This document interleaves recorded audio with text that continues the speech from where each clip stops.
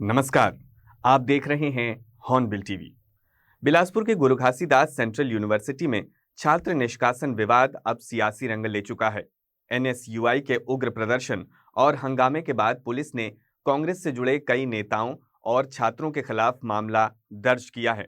वहीं इस कार्रवाई के बाद राजनीति भी गर्मा गई है। दरअसल विश्वविद्यालय प्रशासन ने हाल ही में अनुशासनहीनता का आरोप लगाते हुए दो छात्रों सुदीप शास्त्री और सार्थक मिश्रा को निष्कासित कर दिया था। इस कार्रवाई के विरोध में दोनों छात्र आमरण अनशन पर बैठ गए थे। करीब 96 घंटे तक अनशन जारी रहा, लेकिन प्रबंधन की ओर से किसी ने उनसे बातचीत तक नहीं की। इसी मुद्दे पर 16 अक्टूबर को एनएसयूआई कार्यकर्ताओं ने जीजीयू में बड़ा प्रदर्शन किया। एनएसयूआई कार्यकर्ता मेन गेट तोड़कर कुलपति निवास तक पहुंच गए और जमकर नारेबाजी की। इस दौरान कांग्रेस विधायक अटल श्रीवास्तव और एनएसयूआई प्रदेश अध्यक्ष नीरज पांडे भी प्रदर्शन में शामिल हुए। दोनों नेताओं के विवादित बयान सोशल मीडिया पर जमकर वायरल भी हुए। नीरज पांडे ने कुलपति पर बाहरी होने का आरोप लगाते हुए अमर्यादित टिप्पणी की। वहीं विधायक अटल श्रीवास्तव ने कुलपति के खिलाफ जमकर नारेबाजी की। विश्वविद्यालय प्रबंधन की शिकायत पर कोनी थाने में एफआईआर दर्ज की गई है। इनमें एनएसयूआई प्रदेश अध्यक्ष नीरज पांडे, उपाध्यक्ष लक्की मिश्रा, निष्कासित छात्र सुदीप शास्त्री और सार्थक मिश्रा समेत 30 अज्ञात कार्यकर्ताओं के नाम शामिल हैं। हालांकि विवादित बयान देने वाले वरिष्ठ कांग्रेस नेताओं के नाम एफआईआर में नहीं जोड़े गए हैं। इससे राजनीतिक हलकों में बहस छिड़ गई है। बीजेपी ने इस मामले में कांग्रेस पर निशाना साधा है। बेलतरा विधायक सुशांत शुक्ला ने कहा कि कानून से ऊपर कोई नहीं है। शैक्षणिक संस्थानों की शांति भंग करना गलत है। यदि छात्रों के साथ अन्याय हुआ है तो उसके खिलाफ मुखर होने का हक सबको है, लेकिन विश्वविद्यालय परिसर में राजनीति कर शांति भंग करना कांग्रेस नेताओं के चरित्र को उजागर करता है। उधर पुलिस ने कहा कि मामले की जांच वीडियो फुटेज और सबूतों के आधार पर आगे बढ़ाई जा रही है। बिलासपुर सीएसपी गगन कुमार ने बताया कि एफआईआर दर्ज की गई है और अब वीडियो के आधार पर दोषियों की पहचान कर कार्रवाई की जाएगी। अड्डा ना बनाए, सांप्रदायिकता का अड्डा ना बनाए। छात्र को छात्र की हैसियत से देखिए, छात्र को छात्र की नज़र से देखिए, ना कि एनएसयूआई, यूथ कांग्रेस या मुस्लिम और हिंदू। 4 तारीख को इस यूनिवर्सिटी का महाघेराव होगा। पूरे छत्तीसगढ़ के लोग आएंगे, इसकी जिम्मेदारी आपको। चलिए ठीक है।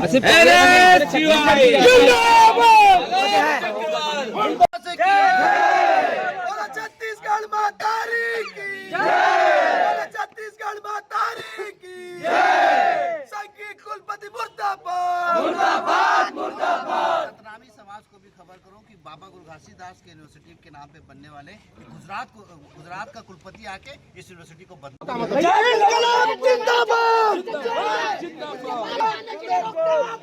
भैया भैया मैं क्या बोल रहा हूँ, हमारा इसको आज कार्यक्रम खत्म करते हैं, इनको पानी पिलाते हैं। 4 तारीख को जारी रखो। अभी तक ये नहीं जान पाया सस्पेंड क्यों किया गया भाई, वो सुन लो ना उससे एक बार। वही लगभग 4 लोगों का नामजद है और इसमें अन्य 30 करके एफआईआर हुआ है, जिसको धीरे धीरे हम लोग आइडेंटिफाई करेंगे। और सेक्शंस हमारे वही लगे हैं अपने कंस्टेंट का, रॉन्गफुल कन्फाइनमेंट वाला सेक्शन और पब्लिक सर्वेंट को ऑब्स्ट्रक्ट करने वाला और क्रिमिनल ट्रेसपास, ये 3 सेक्शंस हमने लगवाए हैं। और इसे सर ये जो एमएलए का भी समर्थन था, उन पर कोई नहीं, जो भी हम लोग को अभी आइडेंटिफाई कर पाए, उन्होंने आइडेंटिफाई किया है। उसके अलावा 30 अन्य हैं, तो जो भी वीडियोस में और साक्ष्य में हमें पता चलेगा उसके हिसाब से हम कार्रवाई करेंगे। बात तो यह है कि कांग्रेस को शैक्षणिक संस्थानों में शांति भंग नहीं करना चाहिए।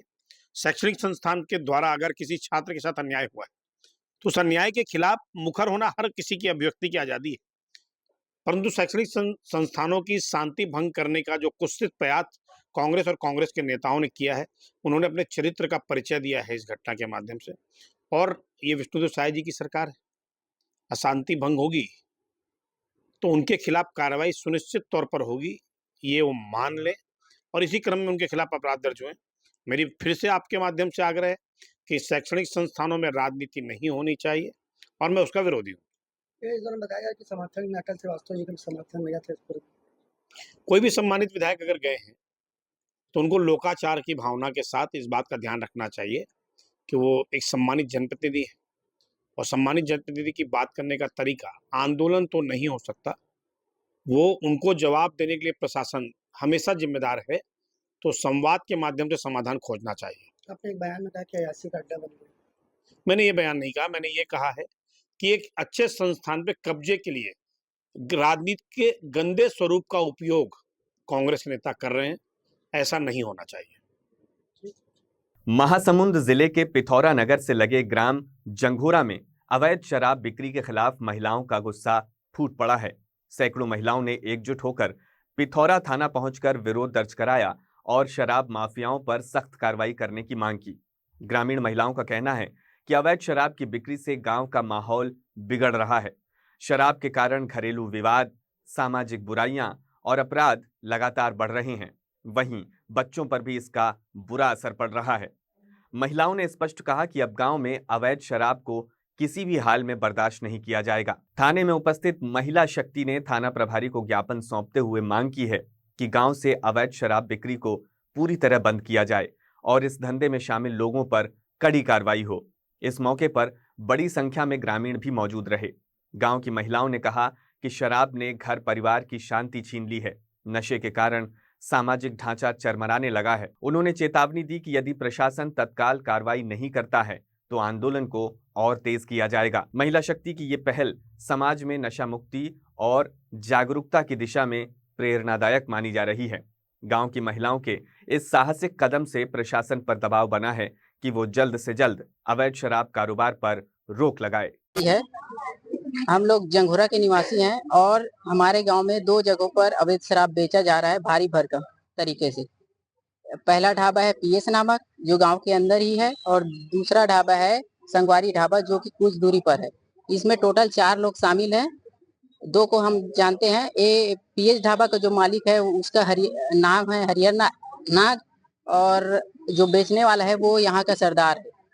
और दूसरे ढाबे के जो 2 लोग हैं मालिक और बेचने वाला उनके बारे में हम लोग नहीं जानते, शायद इनमें से कोई जानता होगा। पर जो इन लोगों ने पहली बार आवेदन दिए थे उस पर इन लोगों का कहना है थाने वाले का कि हम लोगों ने कार्रवाई किए थे तो उस समय हमको कुछ मिला नहीं, इसलिए हम लोग दोबारा आवेदन दिए हैं थाने में और उन्होंने हमको आश्वासन दिया है कि हम पूर्ण तौर पर कार्रवाई करेंगे। और महिलाएं जो है कल ढाबे पर गई थी तो वहाँ के जो बेचने वाले हैं इनको गाली दिए हैं। इस बात को लेकर रुकिए सर, बोला है कि देख लूंगा आप लोगों को, पिथौरा जाओगे तो ऐसे करके। और का जो मालिक है हरिहर नाग वो भी उसने भी गाली दिया है ढाबे में बैठकर। इन लोगों को गाली दिया है। इन लोगों से भी आप लोग पूछ सकते हैं। पिथौरा में बिक रही 7 सालों से बिक रही अवैध शराब के विषय में हमारे गाँव वाले यहाँ पर आए हैं और इससे पहले भी SDM पिथौरा, थाना पिथौरा और आबकारी को ज्ञापन दे चुके हैं, लेकिन कोई संतोषजनक कार्यवाही नहीं हुई अभी तक। तो आगे नहीं हुआ तो आगे के लिए हम लोग सोच रहे हैं कि जिला का रुख करेंगे। जिला जो जनदर्शन होता है वहाँ पर जाएंगे। गाँव स्तर पे तो हम लोग सबको बोल रहे हैं कि सब बंद करें, जो वो बेच रहे हैं आप जाके वहाँ पीना बंद करें सबसे पहले तो, और वो बंद करें बेचना, ये हम चाह रहे हैं। और ग्राम जंघोरा का निवासी है। हमारे यहाँ शराब बिकता है ग्राम जंघोरा में, इसीलिए यहाँ आए हैं। बंद हो करके चाहते हैं सर, वहाँ शराब मत बिके बोला। तो थाना वाला क्या बोलेगा? थाना वाला को बोल रहे हैं बुलाओ, जो बेच रहे हैं उसी को, तो अभी तक तो बुला भी नहीं रहे हैं। जंघोरा से आई हूँ, सती ठाकुर है मेरा नाम। और यहाँ जो हम लोग आए हैं थाना में, वहाँ शिकायत ये है कि जंघोरा में जो ढाबा खुला है वो सड़क के किनारे मतलब गांव के अंदर ही में है। वो ढाबा हम लोग को बंद करवाना है और हम लोग वहाँ बार बार जा रहे हैं। वहाँ जाने के बाद जो हमारे गाँव में जो है जो खुलवाए हैं, टाँक गुरुजी है उनका नाम, वो बहुत ज्यादा शराब पी के हम लोग को बहुत गंदा गाली दिए हैं और बोले हैं ढाबा वाले को भी। वो ढाबा वाले भी कुछ नहीं बोल पा रहे हैं कि नाग गुरु जी से बात करो, आप लोग मेरे से बात मत करो। जो मालिक है उसी को बोल रहे हैं, तो वो बोल रहे हैं कि ढाबा में आओगे तो हम लोग डंडा से आप लोगों को मारेंगे, यहाँ ढाबा अंदर एंट्री नहीं होना है। और यहाँ से क्या बोलते हैं, यहाँ सामने से निवेदन है कि वो ढाबा बंद हो, मतलब बंद हो। बहुत गंदा मतलब दारू पी के उन लोग गंदा बात किए हम लोग से। पंचायत ये तो 2-3 बार हो चुका है, पर उन लोग जो वहाँ बोले हैं कि ऐसे वो तो आते ही नहीं है मीटिंग में। बुलाने से मैं जाऊंगा नहीं मीटिंग में बोल के मना कर दे रहे हैं। कौन नहीं आते? गुरुजी जो ढाबा खुलवाए हैं वो नहीं आ रहे हैं। फिलहाल पहल हुआ भी है तो कोई मतलब ही नहीं है, गाँव वाले कुछ बोलते ही नहीं है। चर्चा हुआ है अभी फिलहाल के लिए, पर वो अभी उतना आगे नहीं बढ़ पा रहा है। छत्तीसगढ़ में नक्सल आंदोलन अब पूरी तरह समाप्ति की ओर बढ़ रहा है। राज्य शासन की नक्सल उन्मूलन नीति, शांति संवाद और विकास पर केंद्रित प्रयासों के परिणाम स्वरूप बस्तर सहित अन्य नक्सल प्रभावित जिलों में लगातार सफलता मिल रही है। सुरक्षा बलों के निरंतर दबाव और विकास कार्यों से हतोत्साहित होकर नक्सली अब आत्मसमर्पण की राह पकड़ रहे हैं। इसी कड़ी में गरियाबंद जिले में सक्रिय उदंती एरिया कमेटी के कॉमरेड सुनील ने आत्मसमर्पण की अपील जारी की है। सुनील ने अपने साथियों को लिखे एक पत्र में साफ कहा है कि फोर्स का दबाव इतना बढ़ गया है कि वर्तमान परिस्थितियों में सशस्त्र आंदोलन जारी रखना बेहद कठिन हो गया है। इसलिए उदंती टीम ने गरियाबंद में सशस्त्र आंदोलन को विराम देने और आत्मसमर्पण करने का निर्णय लिया है। अपने पत्र में सुनील ने हाल के बड़े आत्मसमर्पणों का भी उल्लेख किया है। उसने लिखा है कि 16 अक्टूबर 2025 को महाराष्ट्र में 61 माओवादियों ने हथियार सहित आत्मसमर्पण किया। वहीं 17 अक्टूबर को बस्तर में शीर्ष माओवादी नेता रूपेश दादा उर्फ सतीश के साथ 210 नक्सलियों ने आत्मसमर्पण किया। इन घटनाओं का हवाला देते हुए सुनील ने अपने साथियों को भी हिंसा का रास्ता छोड़कर मुख्यधारा में लौटने का आग्रह किया है। ज्ञात हो कि गरियाबंद और धमतरी जिले से लगे उड़ीसा क्षेत्र में लंबे समय से माओवादी गतिविधियां सक्रिय रही हैं। यहां सत्यम गावड़े और सुनील के गुटों का दबदबा बताया जाता था। हालांकि सितंबर माह में सत्यम गावड़े सुरक्षा बलों के साथ मुठभेड़ में मारा गया, जबकि उसकी पत्नी जानसी उर्फ वछेला मटामी ने गरियाबंद पुलिस के समक्ष आत्मसमर्पण कर दिया। इसके अलावा मुठभेड़ में उदंती एरिया कमेटी के कई सदस्य भी मारे गए, जिससे इस गुट की ताकत लगातार कमजोर हुई है। अब सुनील की अपील ने संकेत दिया है कि क्षेत्र में बचे माओवादी भी हथियार डालने के लिए तैयार हो सकते हैं। उसने अपने पत्र में गोबरा, सीनापाली, एसडीके और सीता नदी क्षेत्र के दलमों से भी आत्मसमर्पण की अपील की है। सुनील ने कहा है कि सभी गुटों को हथियार छोड़कर समाज की मुख्यधारा में शामिल होना चाहिए। इस अपील के बाद 20 अक्टूबर 2025 को गरियाबंद में बड़ी संख्या में नक्सलियों ने आत्मसमर्पण की संभावना जताई है। प्रशासन भी इस दिशा में सक्रिय है। गरियाबंद पुलिस अधीक्षक निखिल राखेचा ने सुनील की अपील का स्वागत किया है। उन्होंने इसे सकारात्मक पहल बताते हुए अन्य नक्सलियों से भी हिंसा का रास्ता छोड़कर शांति और विकास के मार्ग पर आने की अपील की है। एसपी राखेचा ने कहा कि शासन की पुनर्वास नीति बेहद संवेदनशील और उदार है, जिसके तहत आत्मसमर्पण करने वालों को बेहतर जीवन जीने का अवसर मिलेगा। उन्होंने सीधा संपर्क स्थापित करने के लिए अपना मोबाइल नंबर भी सार्वजनिक किया है। कुल मिलाकर गरियाबंद जिले में नक्सलियों की ओर से आई ये अपील इस बात का स्पष्ट संकेत है कि अब नक्सल आंदोलन कमजोर पड़ रहा है। विकास, संवाद और सुरक्षा बलों की कड़ी कार्रवाई ने माओवादियों की कमर तोड़ दी है। आने वाले दिनों में बड़ी संख्या में आत्मसमर्पण होने से इस क्षेत्र को नक्सल मुक्त करने की दिशा में एक अहम सफलता मिल सकती है। आत्मसमर्पित नक्सलियों को मिली नई जिंदगी का अवसर। नक्सल प्रभावित गरियाबंद जिले में आत्मसमर्पण करने वाले नक्सलियों ने जंगल के कठिन जीवन को छोड़कर एक सामान्य और सुरक्षित जीवन जीना सीखा है। सरकार की पुनर्वास योजनाओं के तहत उन्हें सरकारी आवास, रोजगार और अन्य आवश्यक सुविधाएं प्रदान की गई है। नक्सली लीडर सुनील द्वारा लिखे गए लेटर पर आपकी क्या प्रतिक्रिया है? इस लेटर का मैं स्वागत करता हूँ। ये एक अच्छी सकारात्मक पहल है। आपके माध्यम से कई बार मैंने इस क्षेत्र के सक्रिय नक्सली को अपील किया था कि वे भी समाज की मुख्यधारा में लौट आए, हथियार के साथ आत्मसमर्पण करें। उनके कई साथियों ने गरियाबंद जिले में इस तरह से आत्मसमर्पण किया है और अब जिस तरह बस्तर में भी कई माओवादियों द्वारा आत्मसमर्पण किया गया, तो ये एक अच्छा संकेत मैं मान रहा हूँ। और बाकी जो बचे हुए नक्सली इस क्षेत्र में कार्यरत है, जो गोबरा एरिया, सीता नदी एरिया, एसडीके और सीनापल्ली एरिया के भी जो सक्रिय नक्सली है, उनसे भी मैं अपील करूंगा कि वे भी जल्द से जल्द ये आत्मसमर्पण की पहल करें और समाज की मुख्यधारा में लौट आए, अपने हथियार के साथ आत्मसमर्पण करें। मैं आपके माध्यम से ये भी अपील करना चाहूँगा कि मेरा भी नंबर आप इसमें डिस्प्ले कर दें, ताकि अगर किसी नक्सली को सीधे संपर्क करना हो तो वो भी बेझिझक बिना डरे संपर्क कर सकते हैं और उनको सही सलामत अपने परिवार तक पहुँचाने की भी जिम्मेदारी हमारी रहेगी। वे ये पहल करें और जल्द से जल्द आत्मसमर्पण करें। छत्तीसगढ़ की न्यायधाली में पुलिस विभाग की कार्यप्रणाली पर एक बार फिर गंभीर सवाल खड़े हो गए हैं। पचपेड़ी थाने में पदस्थ आरक्षक गजपाल जांगड़े रिश्वतखोरी करते हुए कैमरे में कैद हो गया है। वीडियो वायरल होने के बाद विभाग ने तत्काल कार्रवाई करते हुए उसे निलंबित कर दिया। जानकारी के अनुसार आरक्षक गजपाल जांगड़े ने पीड़ित जोगी नायक को आबकारी एक्ट में फंसाने की धमकी दी थी और इसकी एवज में 2 लाख रुपए की डिमांड की थी। बड़ी मुश्किल से जोगी नायक ने जमीन गिरवी रखकर 1,05,000 रुपए जुटाए। ये रकम जोगी नायक की पत्नी कामिनी नायक ने आरक्षक को दी, जिसका पूरा वीडियो सोशल मीडिया पर वायरल हो गया। वीडियो में साफ दिखाई दे रहा है कि आरक्षक नोट गिन रहा है और पास ही पलंग पर 500 रुपए के नोटों की गड्डियां रखी हुई हैं। वीडियो में कामिनी नायक ये कहते हुए भी सुनाई देती हैं कि उनके पास बस इतने ही पैसे हैं और इसके बदले उनके पति को छोड़ दिया जाए। इस पूरे मामले की शिकायत पीड़ित ने मुख्यमंत्री विष्णुदेव साय और गृह मंत्री विजय शर्मा से करते हुए गजपाल जांगड़े के अलावा अन्य पुलिसकर्मियों अजय मधुकर, मुरीद बघेल और हरवेंद्र खूंटे के खिलाफ भी कार्रवाई करने की मांग की है। सोशल मीडिया पर वीडियो सामने आने के बाद बिलासपुर एसएसपी ने तत्काल प्रभाव से गजपाल जांगड़े को निलंबित कर दिया है। वहीं मामले की जांच एडिशनल एसपी अर्चना झा के नेतृत्व में जारी है।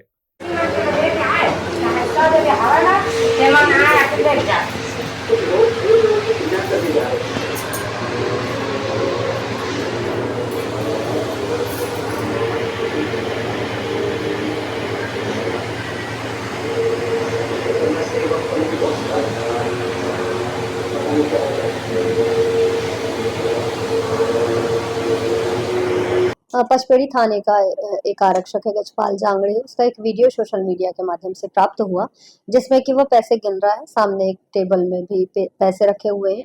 वो वीडियो जो है प्राप्त होने पर जैसे ही वरिष्ठ पुलिस अधीक्षक महोदय के संज्ञान में आया, उन्होंने तत्काल प्रभाव से उसको निलंबित किया है तथा उसकी प्राथमिक जांच आदेश किए। डीएसपी हेडक्वार्टर को इसके लिए निर्देशित किया है कि शीघ्र जांच करके रिपोर्ट दे। जांच उपरांत जो चीजें आएंगी उसमें वैधानिक कार्रवाई की जाएगी। बिलासपुर के डॉक्टर सीवी रमन विश्वविद्यालय में दूसरा दीक्षांत समारोह भव्यता के साथ आयोजित हुआ। इस अवसर पर छत्तीसगढ़ के राज्यपाल रमेन डेका मुख्य अतिथि के रूप में शामिल हुए। उन्होंने 195 विद्यार्थियों को पीएचडी की उपाधि और 189 विद्यार्थियों को गोल्ड मेडल प्रदान किया। साथ ही विश्वविद्यालय के दीक्षांत स्मारिका और अन्य प्रकाशनों का विमोचन भी किया। अपने प्रेरणादायी उद्बोधन में राज्यपाल ने विद्यार्थियों को समर्पण, अनुशासन और निरंतर परिश्रम को जीवन का मूल मंत्र बनाने की सीख दी। उन्होंने कहा कि भाषा ज्ञान का माध्यम है, बाधा नहीं।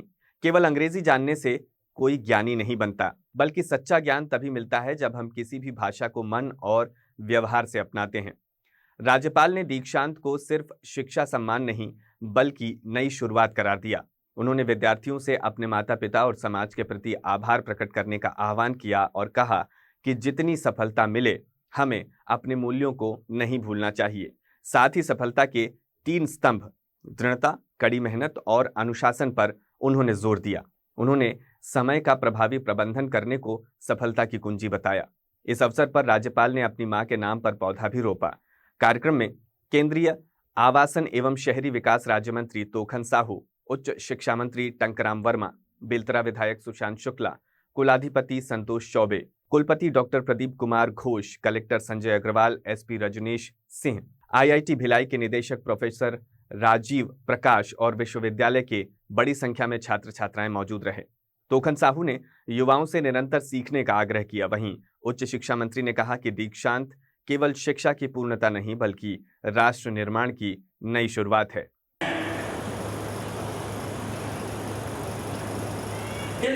हमारा फिजिक्स है, हम बहुत लोगों को ब्यूटीफुल होने से प्रशंसा करते हैं, हैंडसम होने से प्रशंसा करते हैं। ये सब लेके आप कभी प्राउड फील मत करें। ये किसी का साथ नहीं देता। These are all talent. You must have an inner beauty which will be acclaimed by the society, by your neighbors, by your fellow students, by your teachers. ऐसा कोई लोग नहीं है जिसका कोई दुख नहीं। It is next to impossible to meet a person in this material world who has not some sorrows in his life. But it doesn't matter. We have to continue our life. We must enjoy this life. ऐसा नहीं। हमारा जो intellectual development है वो अपना सोच से होता है, अपना मातृभाषा से। अंग्रेजी इंपॉर्टेंट लैंग्वेज है, लिंगा फ्रंका है, थोड़ा करके because British rule everywhere, but it doesn't mean English Spanish भाषा बहुत ज़्यादा बोलते हैं। आज मैंड्रिन से चाइना वाला सारा देश में व्यवसाय कर रहे हैं। तो language is not a barrier for innovation, for getting knowledge. ये सोच हमारा जो इंडियन लोगों का बीच में है, ये सोच को हम करना चाहिए। यह आज डिग्री मिला है, बहुत लोगों को PhD मिला, गवर्नमेंट लिस्ट मिला, government list. I don't have that degree, तो हमारा इतना ज्ञान नहीं है जो आपको हम कुछ ज्ञान दें। हमारा आयोजन था, किस तरह से गोल्ड मेडल बांटे गए और किस तरह का ये पूरा आयोजन? यह विद्यार्थियों की प्रतिभा का सम्मान था और हम दूसरी बार भव्य समारोह में 2019 से लेकर के अभी तक के बच्चों को स्वर्ण मंडित पदक वितरित किए हैं और ये सारे बच्चे वर्तमान में एक अच्छी जगह में जॉब में हैं और इन सब ने अपनी प्रतिभा का प्रदर्शन किया था, जिनको आज पारितोषिक के रूप में सम्मानित किया गया है। इसमें PhD वाले वही थे? कितने PhD भी थे, लगभग 189 जो थे वो शोधार्थी थे जिन्होंने PhD की उपाधि प्राप्त की और 195, हो सकता है मैं डेटा थोड़ा आगे पीछे कर रहा हूँगा, 195 जो थे वो स्वर्ण मंडित पदक वाले थे, जो कि 4 सत्रों के थे विभिन्न विषयों में, जिन्होंने मेरिट लिस्ट में स्थान हासिल किया था। आगे सर फिर क्या योजनाएं हैं विश्वविद्यालय को? विश्वविद्यालय की योजना है कि जो राष्ट्रीय शिक्षा नीति है उसके अनुरूप हम विश्वविद्यालय को विकसित कर रहे हैं। विश्वविद्यालय में हमने साइंस टेक्नोलॉजी का विंग सबसे पहले स्टार्ट किया, फिर हमने साइंस और सोशल साइंस स्टार्ट किया।